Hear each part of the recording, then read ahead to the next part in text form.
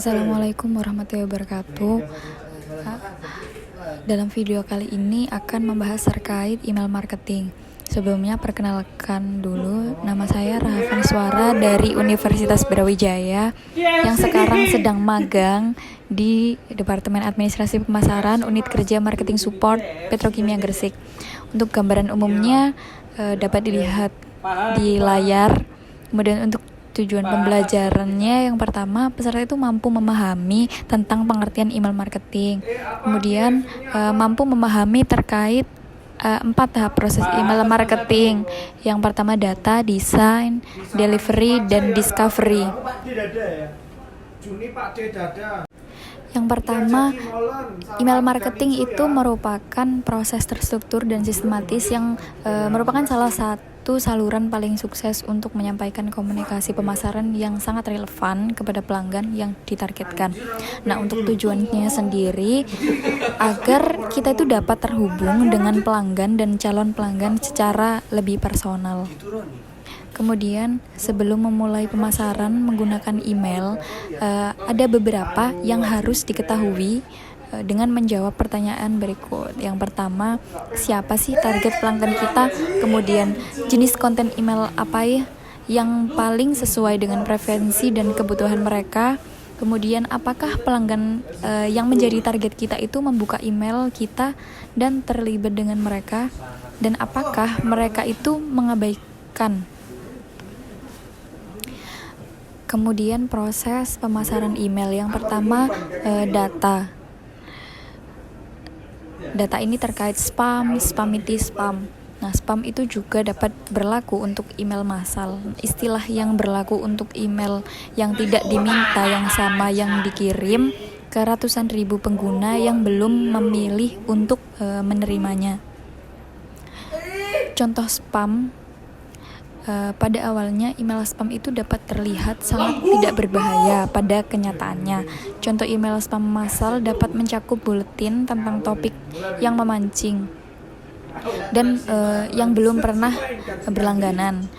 Kemudian spam really is in the eye of the beholder. Nah, salah satu alasan utama email kita dapat dikatakan sebagai spam adalah karena pelanggan itu tidak mengenal kita, tidak mengenal bisnis kita atau brand kita.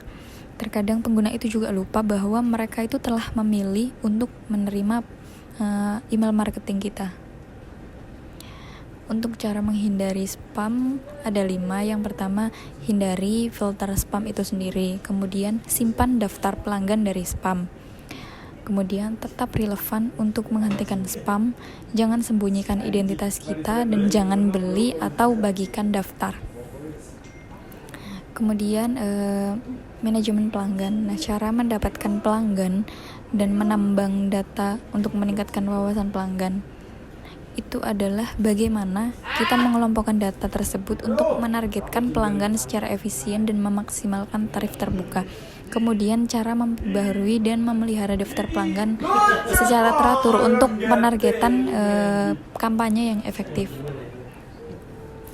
Untuk pengumpulan data sendiri, jika menggunakan metode offline, biasanya bentuknya seperti bahan tercetak, kemudian acara, titik kontak.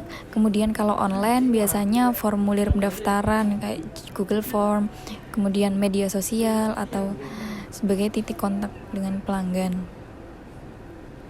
Anatomi formulir pendaftaran web yang efektif.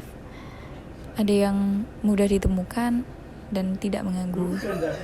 Bisa dilihat contoh yang ada di layar.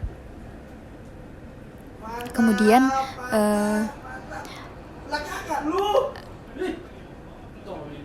carilah hanya informasi yang relevan.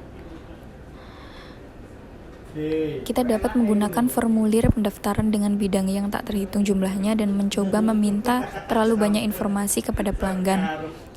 Ada kemungkinan lebih besar bahwa mereka akan mengabaikan pengisian formulir.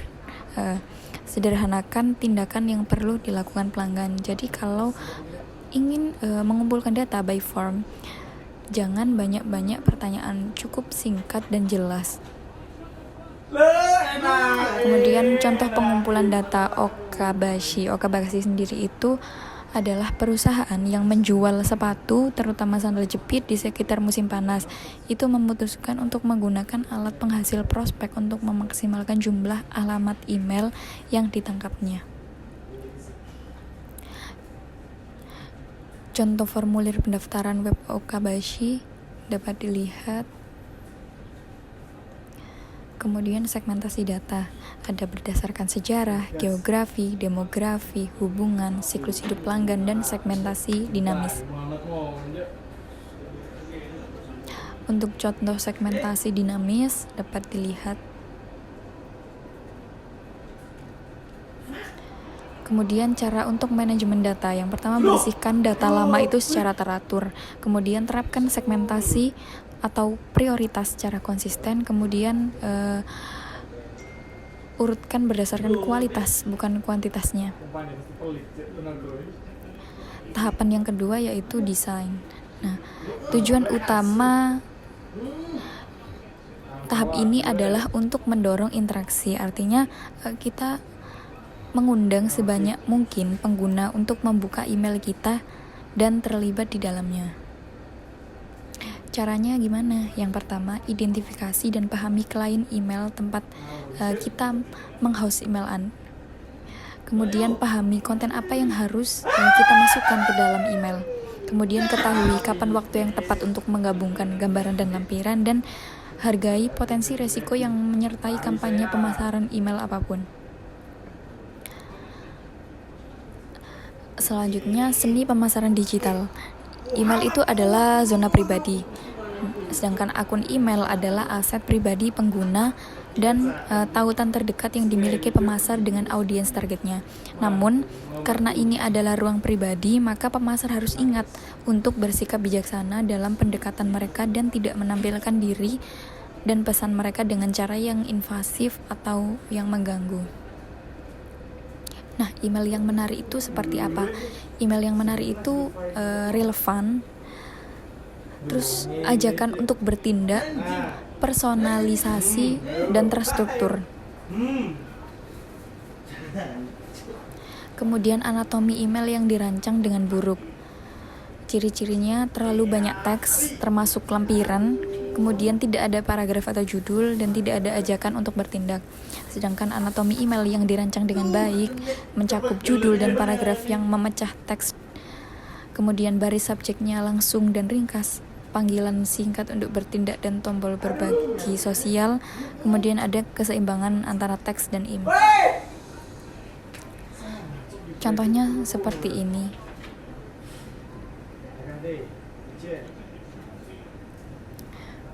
Kemudian email dan ponsel. Nah, menurut laporan statistik seluler Radikati 2014 sampai 2018, pada akhir 2018 pengguna email seluler di seluruh dunia diperkirakan berjumlah lebih dari 2,2 miliar. Pada saat itu 80% pengguna email diperkirakan akan mengakses akun email mereka melalui perangkat seluler atau handphone. Sehingga sangat jelas bahwa kesatuan seluler dan email berada di jalur yang semakin curam, dan seluler menjadi perangkat nomor 1 untuk membuka email. Tahap selanjutnya yaitu delivery atau pengiriman.